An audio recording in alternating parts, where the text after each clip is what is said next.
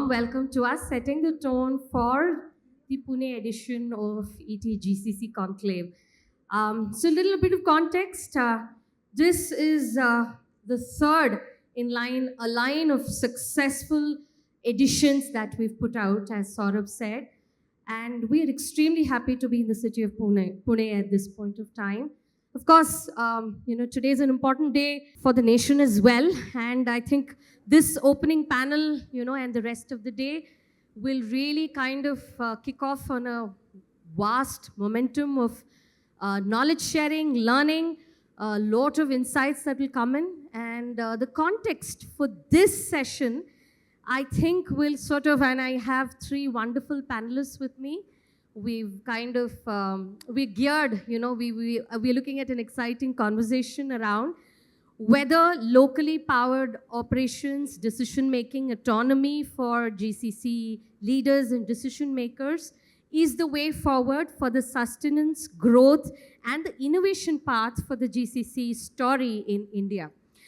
Two or three buckets of, the conversation that we plan to explore is in terms of understanding why contingency, why local empowerment, what are the constraints, what are the opportunities along the way, and what should be the priorities for the next couple of years in order to enhance the GCC story. So on that note, let me very quickly jump into the discussion. I'm bringing in and calling in our first panelist, Anjani. Anjani, warm welcome. Thank you so much for joining us on this.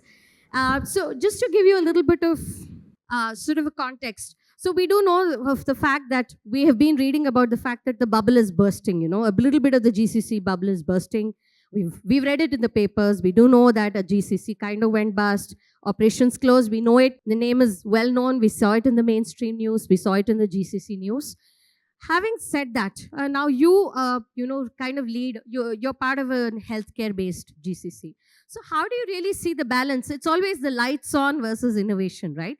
So how do you really see the balance between operational resilience versus looking at growth and innovation? So what are some of the ways you would look at it, and what's your journey at this point of time? How do you really feel local operations can be empowered while kind of looking at being that synergy point between yourself and the other stakeholders? All yours. Thanks for the question, and hello all, good morning. So great question, and like I was saying, this is something that keeps me awake at night as well. What am I as GCC to be doing? Do I focus on delivery, operational excellence? Ultimately, GCCs start off as cost arbitrage units. And then from there, you are asking, is that all that I do? And the more I think of it, what I've realized is, for every recipe, there is a secret sauce. And the secret sauce for Indian GCC recipe is innovation. There is no mandate. Honestly, no one tells you from your headquarters that, okay, go ahead and start innovating. No one tells you that create revenue models. What they tell you is do the delivery really well, and we are super happy with you and we'll keep growing you. But then you become obsolete very, very quickly if all that you're doing is operational excellence and becoming better and better. Your velocity gets better and you say, my velocity is better now, next quarter it's even better. But how far can you go there, right?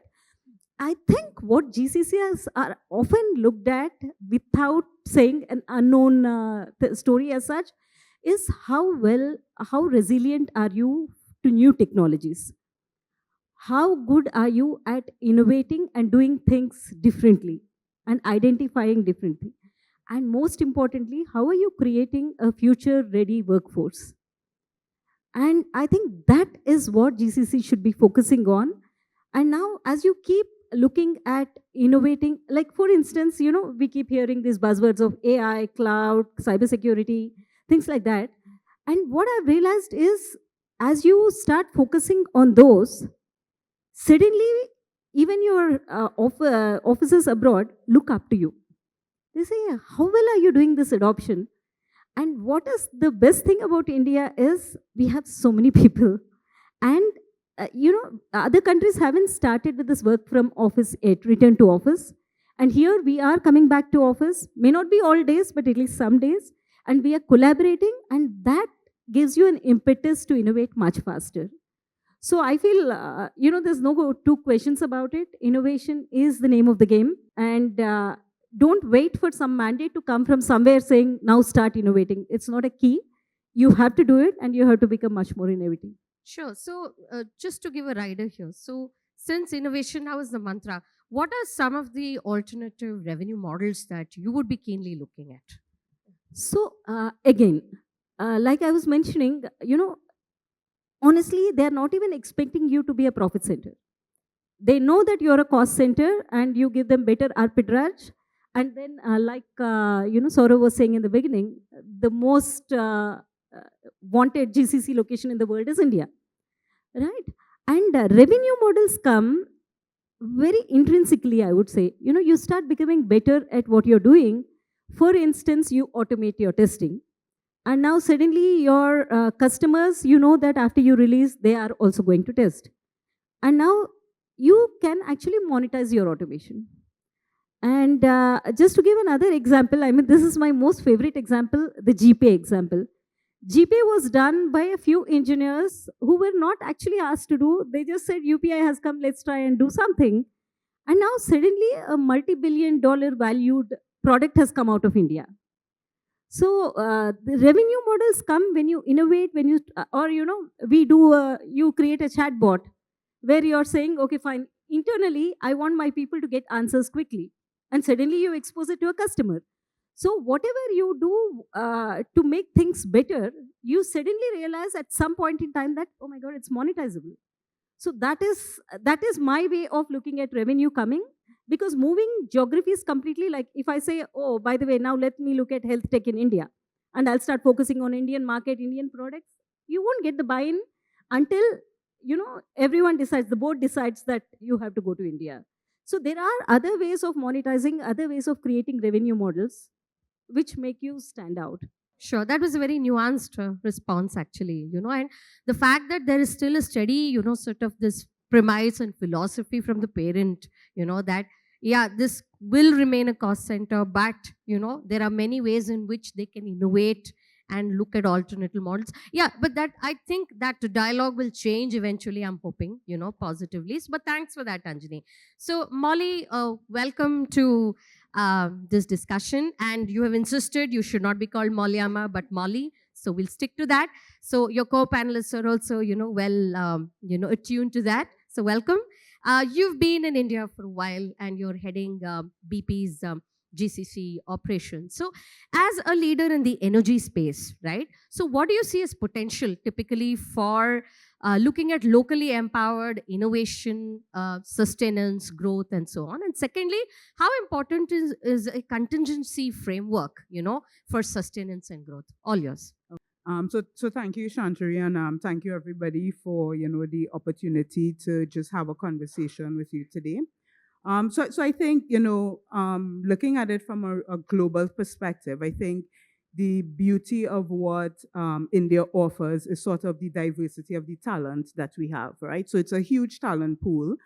And, when I look at the different verticals and the opportunities in which BP sort of exists and thrives, those are things that we sort of see the benefit of.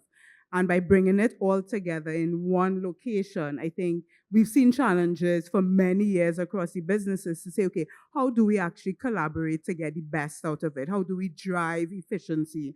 How do we drive standardization? And, us having everything together in one GCC allows us to identify that. And I think that's where empowering locally, has that opportunity. You identify, and then you're able to sort of problem solve. So it's no longer about bringing in just one element of support. It's really partnering with our global businesses to really identify how do we sort of drive value. So again, switching and sort of just kind of building on the conversation, it's switching from sort of a cost conversation to a value creation conversation, right? And so when we even talk and think about the contingencies, it's how do we keep that pool of talent, for example, right? So what investments do we make in, graduates? What investment do we make into universities to help to sort of, maybe drive, the focus of the curriculum? How do we make sure? I mean, quite often you get, graduates. They could be engineers, but they also know how, they could be a mechanical engineer if I sort of look, from the energy perspective, but they also probably know a lot of AI. So it's sort of that diversity of an individual talent and the mindset in terms of how you tackle some of the problems that you have. I think you just also then have to have that vision of where you want to end up. The elements that I am leading up for BP, we only actually started last year, right? But we started with a long-term vision in mind that says, okay, now I'm going to come in, bring in the capability, establish that talent. Once I have that, really the world is mine, right? So now I can actually look to see, again, how across our different businesses, what are the gaps that we have? Because we have line of sight to everything that we do across BP. What are the opportunities that I can drive that then gets delivered? So I don't necessarily need to generate value here. Generate revenue here, but I generate value here that then the rest of the business could be thriving from. So I think it's a combination of thinking of that. But again, I agree, 100%, we need to be very resilient. We need to be able to always deliver quality. We need to, sort of be that element. We have established sort of work products, work processes and stuff that nowhere else in the world we're doing it. So this is the only place. So if we are not sustaining, doing better every day, the rest of the business is going to suffer. They don't have an alternative. This is it in what we're doing in India. And I think, again, that's a strong vision that we've sort of created around what we want to do. So no way you can sort of say, get rid of us anytime soon. There she sends out a strong message. And you mentioned something very interesting. You said talent retention, right?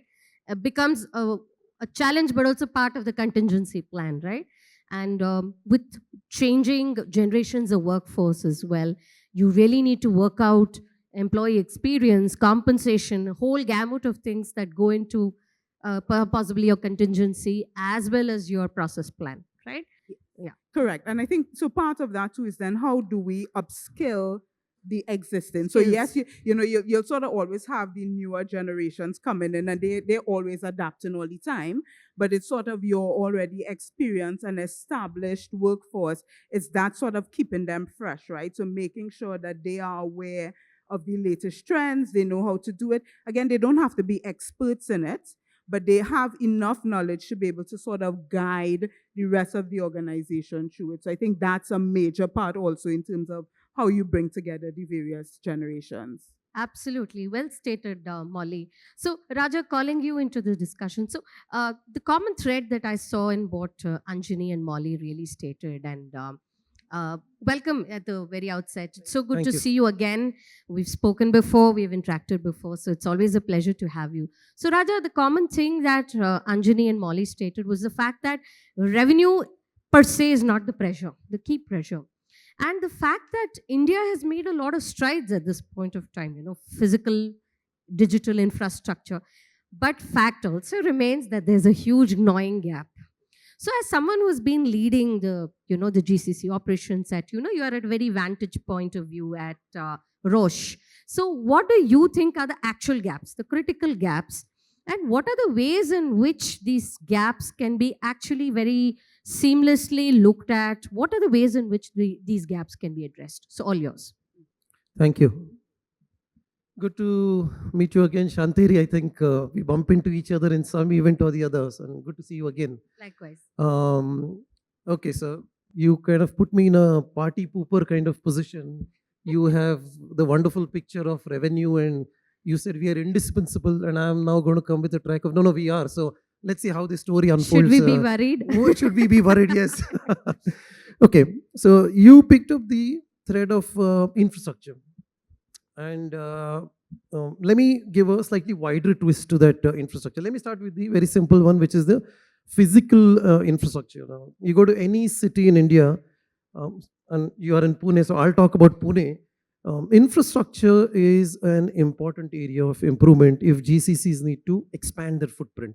And I mean things like, public transportation onto airport. I remember being in one of the Economic Times forum in 2004, 21 years back from now. That time I was running my own startup, and startups were unknown, and also they called entrepreneurs to speak. That time they asked me, what's your wish list for Pune? This was a session happening in Mumbai, and my answer was, we need an international airport in Pune. Somebody said, 5 years from now, there'll be a big international airport, you'll have all flights. 5 is 22, and now there are 2 flights, one to Singapore and all that. So you see, when you don't have an airport where you have all kinds of flights and all that, the physical infrastructure tends to be constrained. Now you have international visitors who either need to come to Delhi or Mumbai or whatever. So one area where we need to improve is physical infrastructure. And Bangalore, where you come from, I consider myself half Bangalore given the amount of time I spend there. You can't deny that you probably will travel to Delhi a little quicker than some parts of Bangalore itself actually. So infrastructure physical is important to take care of. Widening the lens from physical infrastructure. You also answered what can be done. We're actually working quite a bit. Government is supporting. In my capacity, and this is the 3rd time I'm a GCC head, I interact quite a bit with IAS officers. I interact quite a bit with government officials, where we are picking up these kinds of things, and I think there's things moving there. Physical infrastructure apart, I'll come to talent, and the two of you picked it up so well. The reason GCCs come to India, GCC, the Central Seas capability, you have all of this talent and all that, but make no mistake, out of every 100 graduates that graduate from engineering or any institution, maybe 30 are employable day one when they come out of the institution itself. 70 of them are not 100% employable. Implies you need to go through a cycle of getting them. And that's not induction, it's training. You need to get them the skills required for them to perform on the job and all that. This is a huge gap. If we were to go to some other country, the numbers will be a bit higher. So this is another area. Again, you asked what can be done. Government is really, really working on this one. You have the private universities, curriculum is improving. There's an effort put to have that sandwich pattern or internships and all that, but a lot more needs to be done there. So we spoke physical infrastructure, we spoke talent infrastructure. Yeah, we have the numbers, but we need to work on ensuring that the quality of the talent is up to the mark. The third part is the regulatory and compliance landscape, and I won't spend too much time on that. Those that are in GCCs heading will talk, whether it's the PE, which is a permanent establishment, or the APA arrangements and all that. I won't get into those things need to be improved. Of the 7 countries where we have digital centers here in Roche, and the 5 that I had in my earlier organization, and the 4, the prior one which I headed, the taxation rate was the highest in India. 17 years later, that picture has not changed. Relatively less than a commercial affiliate, but still reasonable enough. So this is an area which we need to look at. Too high a tax, and then you have different kind. This is something we are working with trade bodies, with government. Just last month, I was in an event where I was talking to the Minister of Electronics and IT, Government of India, where we were talking about these kinds of things. That's an area that needs to be looked at also. Compliance landscape, you covered it well, so I won't talk too much about it, data and all of those kinds of things and all that. So net, when you look at it, physical infrastructure, talent infrastructure, regulatory compliance, and I'll pick up the last and not pick up anymore, and that's in innovation and critically the way you said ecosystem infrastructure. The reason GCCs come to India is not just talent. You can get talent in Vietnam, you can get talent in any other country, and you have enough talent in the US. Cost is where it starts, and I think Saurabh was the one who said a nice line. You come for cost, but you don't stay for cost. You stay for the innovation and you stay for the ecosystem. And ecosystem is startups, academia, trade bodies, industry bodies, all of these things, etc. This area is another area we are good at, we need to improve. We want a situation where all these work together. You don't want one innovation happening in Indian Institute of Science that has nothing to do with what, let's say, an organization is doing, and then the two are apart. China is one country which has done a good job of getting these two together. So you have a professor working on something that the institution or the organization picks up and all that. So those 4 in that order, in my view, are the infrastructure aspects. And a lot of things are happening backdoor. I won't get into details, but we're working to improve those areas. Absolutely. Very well stated, Raja. And I think the subsequent sessions during the day will address some of the things that you said about taxation and reforms required in taxation, transfer pricing, and so on. I just gave a start to the topic by not saying that all of those are a problem. It's just that the areas we need to recognize. Absolutely. And I'm sure we'll So address those. these are elephants in the room that we can't, be in denial about. You might as well discuss threadbare and see, if these kind of forums can actually pave the way for larger discussions. So great, well stated on that part. So Anjani, I'll call you back. Basis, like Saurav kind of stated, saying that it's an ecosystem that really, finally makes, an organization sustain locally and want to be here, without kind of moving away or kind of abandoning the thought of a long-term relationship in India. So having said that, what sort of collaborations do you think collaborations with startups or with educational institutions or academia can be one way of kind of drawing your innovation scale? Okay, so what are your thoughts around that, and what are the ways in which this can scale up? Your thoughts. Okay, so I'll go back to what Raja was mentioning, right? Out of 100 students we get, only 30 are readily employable, right? That said, now if I have to look at, you talked about two things. One is academia and the other one is startups.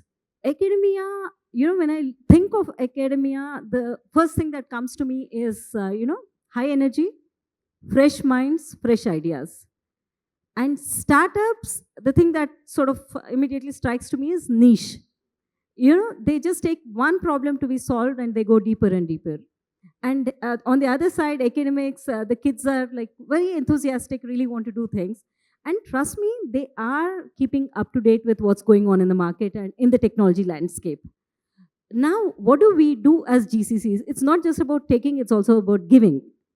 And it is imperative. Some GCCs, the bigger ones are already doing innovation hubs.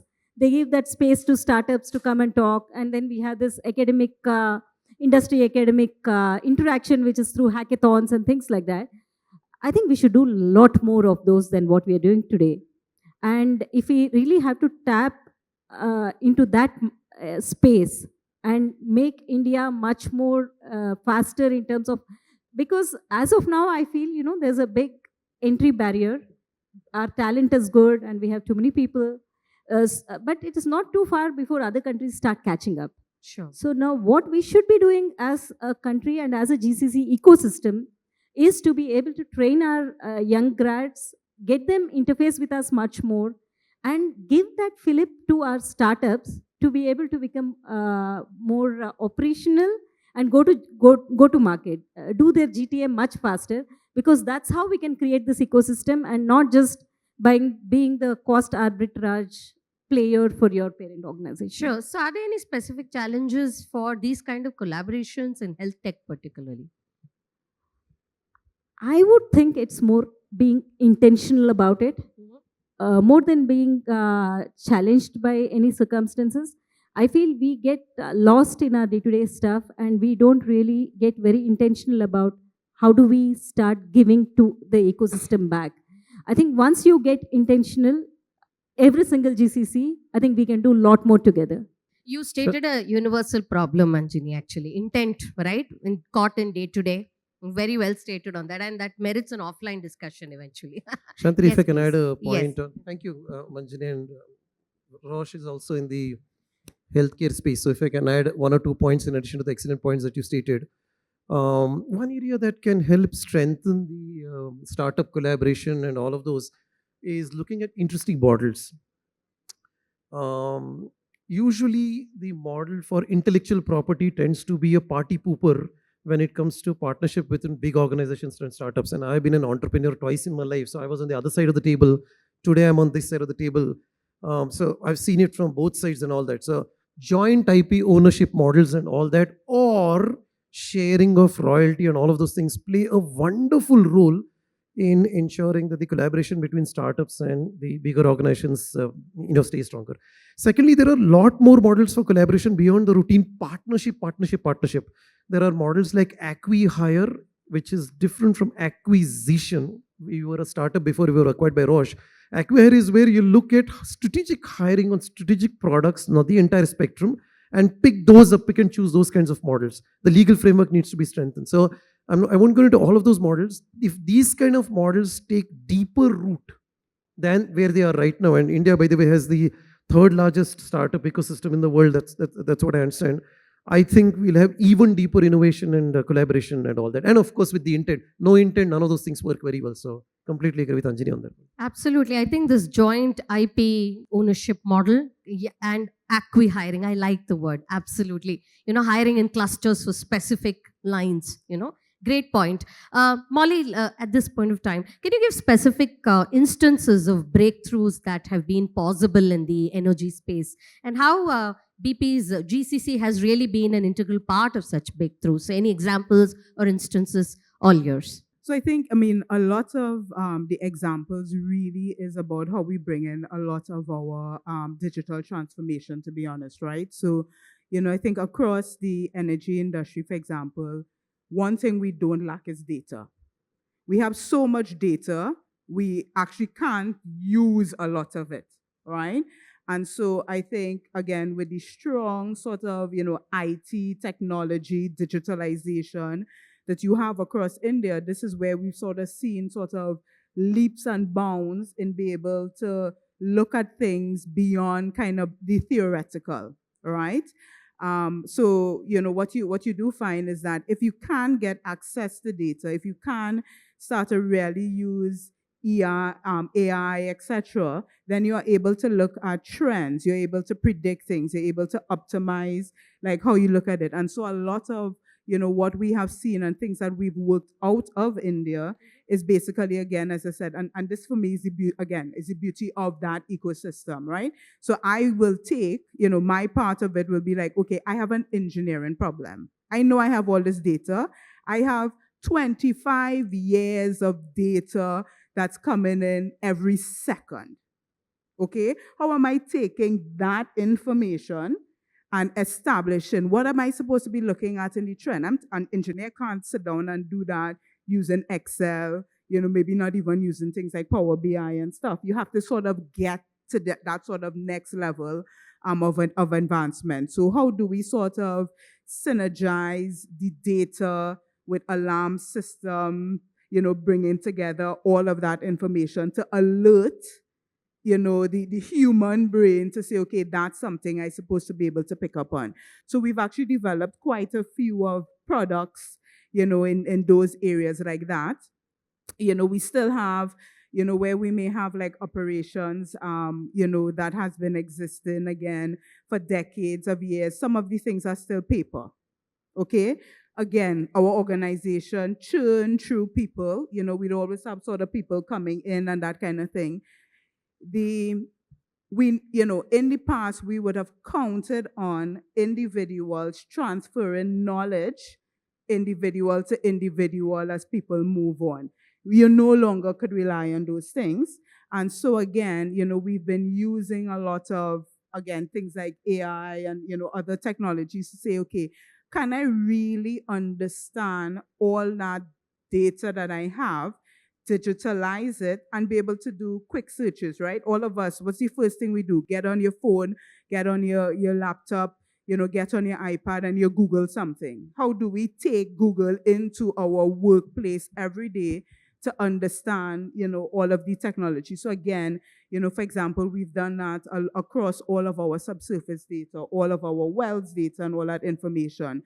So now operationally, people could be safer, make better decisions, understand the risks in terms of what they are doing a lot more. So I think it's things like that. We have been able to really look across things like even within our finance processes and stuff, right? We within our contract systems, do we understand how much value are we kind of getting all the value out of our contracts? Do we know where we have kind of loss? Because, we're not paying on time or we're paying too early, how do we optimize? And all that is sort of bringing in digital products, which we could create here, again, understanding kind of what the business challenges are. So I think huge amount of things that you can do in very simple ways. Absolutely, absolutely. And I think energy as such is no different, when it comes to, and, to really look at it very holistically. I think in the sectors that are called as sunrise sectors for digital transformation, when you break down manufacturing and you break down different sectors, when you break down the energy, oil and natural gas sectors, energy comes in possibly a third or fourth in terms of the kind of strides it has made. So it's very interesting you brought out some discourse around AI and so on, and data being one of those You just have so much that, you really you need to know where to start from. That's a great point. Yeah, that's a great point. So, Raja, you had touched upon a few things earlier as well. This is your third stint, in the GCC space. You've been a startup, entrepreneur earlier as well. So, what is that one thing that really requires, GCCs need to really look at in India to be truly future ready? We've stated the challenges, we've looked at some ways ahead, but what is that one way you think that can really make India, GCCs in India really future ready? Lots of them, but you said only one, so I'll pick up the one on innovation. If you see the innovation that, let me take a little bit of step back actually, and this is the third GCC. About 15 years ago, I was the head of one organization. At that time, there were far fewer sessions than this one, small groups and all that. The entire conversation was cost, cost, cost, cost. Who's doing it the fastest, who's doing it at the lowest cost, etc. 10 years ago, the conversation shifted to engineering and all of those things, and some very nice points that you picked up. So velocity, execution, delivery excellence and all that. Now it's about innovation and all that. With Gen AI coming in, I see that this is going to accelerate drastically. So the last 15 years was arithmetic progression, gradual. The slope is going to kick off completely different direction right now in the next few years, and innovation will play a role. And here, I'm not talking about incremental innovation. I was riding in a horse cart, and now I have a better horse which runs quicker is incremental innovation, or the carriage is much more luxurious. This is incremental innovation. I was riding in a horse cart, and here comes a car which runs at 10 times the speed. It runs on petrol. It doesn't need horses. You can ride your horse at any speed. You cannot catch up with the car. This is disruptive innovation, completely different from incremental innovation. So in my view, if GCCs need to up the game, the focus needs to shift from incremental to disruptive innovation. And to do that, the talent game also needs something that GCCs need to master. I mean, there was some that point on Gen Zs and all that.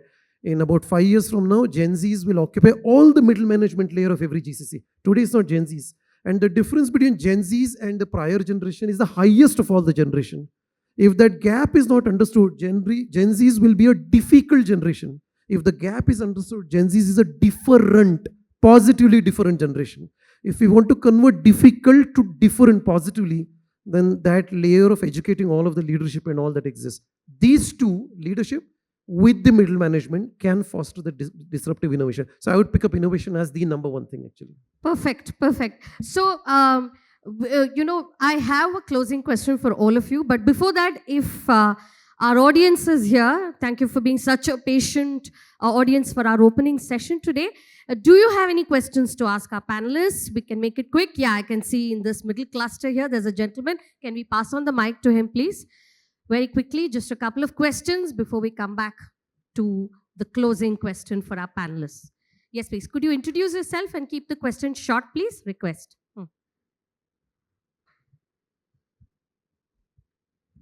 Hello. My name is Satya. I head the IT for Bajaj Auto, specifically R&D. My question to all of them, not in a negative connotation, is that when are we as Indians going to switch from employability of students to employers' ability to recruit them? Because we have so much talent pool. I don't agree when we say like they might not be 100% perfect, but when are we going to shift this attitude from an employability to employers' ability to recruit? Wow, that's a good question. So maybe Molly, would you want to go first? Yes, so I don't mind going first because I'm actively hiring right now as I ramp up. And so I really agree with you, right? So I do think, and I've seen it even, coming, from the country that I'm from, really it is investment in graduates, right? Nobody's going to come ready to be employed, but I think they come ready with the knowledge to be able to sort of become like good employees of the organization, and it is what investment you put in them from the beginning. So again, we would have a lot of like programs that would help with that, and that's how we approach kind of going out into the universities and the colleges right now, right? So it is about that. It is about people's interest in the sector. It's actually a lot about sort of mindset and behaviors, right? And again, just the fact that people are bright. Like I tell people, there's no shortage of bright people.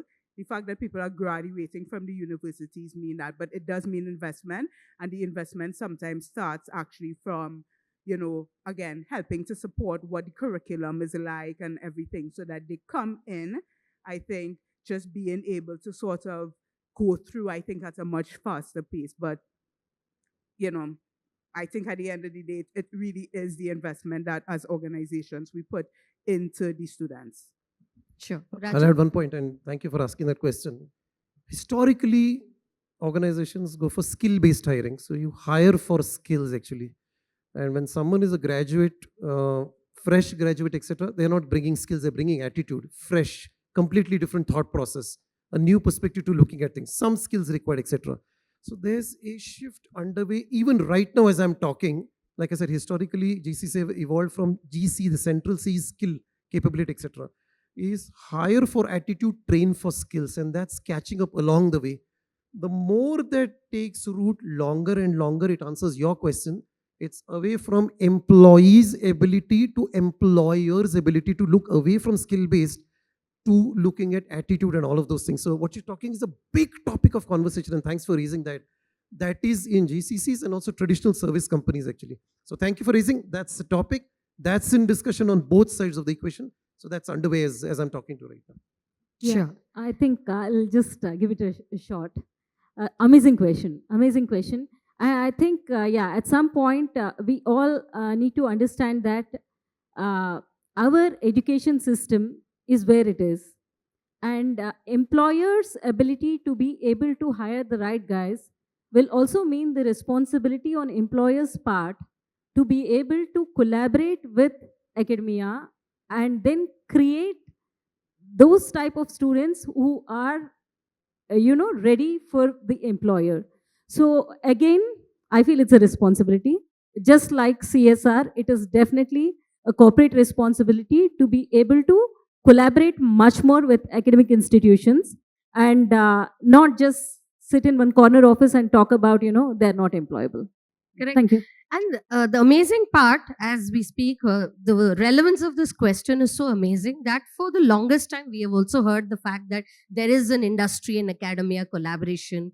And at a base level, most academic institutions have certain things in their parameters all checklisted, right?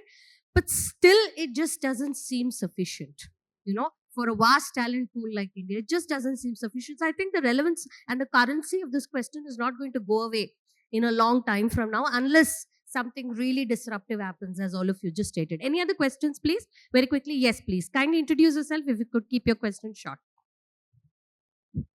Thank you for a very insightful discussion. An important point came up about comparing or moving from cost arbitrage or labor arbitrage to the skill arbitrage. We are still talking about bringing in something by showing the labor arbitrage or the cost arbitrage and then moving to the skill arbitrage. How do you think we can propose or we can actually work directly on the skill arbitrage, especially considering the fact that the salaries are skyrocketing, right? If I have to hire right people, I cannot just talk about the cost when I'm trying to bring in new positions. Sure. Raja, would you want to take this up? Yeah. In an average month, I meet 2 heads of organizations who want to start GCCs in India. Not necessarily in Pune, depending on the city. Most of them I meet in Pune. A few years ago, when I used to have this is like, imagine the CEO or CTO, whatever be the case, the CX or some of those coming and saying, do we want to? So they don't want me to represent Roche or whatever be the case. Talk honestly and tell us what's working, what's not. And should we come to India? And if yes, what could be the challenges and some of those kinds of things. Years ago, it used to be cost exactly like you stated, etc. Right now, from 2022 onwards, post-COVID, the conversations do not start at cost. It's assumed that there are cost benefits, right? I mean, there are some cost benefits. However, that is not the reason for, and Saurabh said it so well, some could come, but they do not stay for that particular thing. A lot of conversations now center around talent and the quality and quantity of talent. And Anjani covered that particular point really elegantly, so I won't cover on that particular point. A third question that is asked about is, India, other than the US, is the only country in the world which has as rich an ecosystem as anyone else. You have startups, you have academia, you have trade bodies, you have industry bodies, you have everything here in reasonable proportion and all that. That's another point which is working towards India's advantage. Not to mention critical things like this GCC space or whatever you call GIC, whatever has been there for 20 years. It's a fairly mature thing. It's not something that you're tinkering with, experimenting and all that actually. The combination of all of these is shifting the conversation away from cost radically actually. The last 1 year, I would have spoken to about 18. Not one, and I mean my comment, not one of those 18 spoke cost even once to me. The conversations what tell us about innovation. Tell us about this whole industry academia partnership that you spoke about. Is it really working? Be honest. What is not working there? What is also working there? There are 5 million people. How many of those are X, whatever be the case? Gen AI is coming and all that. How ready are we Gen AI? So the conversation has shifted. Legacy JCCs will take a little bit of time, exactly like you stated, but the newer ones are moving. It's innovation. It is skills exactly like you say. It's about future preparedness and all that. So they're happening in a very solid, very positive way for the last 2-3 years. And I see that accelerating with Gen AI. Yeah, so I think we hear the buzzer, so great timing. So in the interest of time, I'll just ask one quick question to all the three panelists. So Anjani, starting with you, it's very clear that contingency plans and frameworks are very essential. While there's no revenue pressure on the GCCs per se, innovation becomes that critical factor, and there should be a contingency framework as well. So what's that one thing you would look out as a priority for the next year or so as a part of your contingency framework? Okay, next 1 year, at least in my mind, what I've chalked out is being the transmission hub. I want to be the transmission hub. Anything new happening in the world, my folks should be the first ones to adapt and maybe lead the way. Perfect. Molly.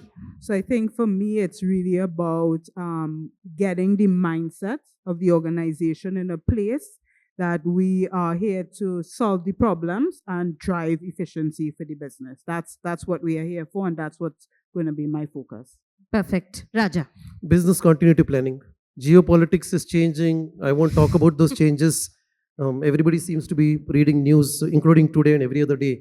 How the BCP should run in the way that GCCs don't up one time, down one time, etc. That should not happen. So my number one priority is business continuity planning for the next 1 year. Absolutely. Well stated. We all woke up to news in the morning. So geopolitics is there anyways. And I hope our flights back home are not grounded. Fingers crossed. On that note, thank you so much, Anjani, Molly, and Raja. This was a great discussion. Thank you so much.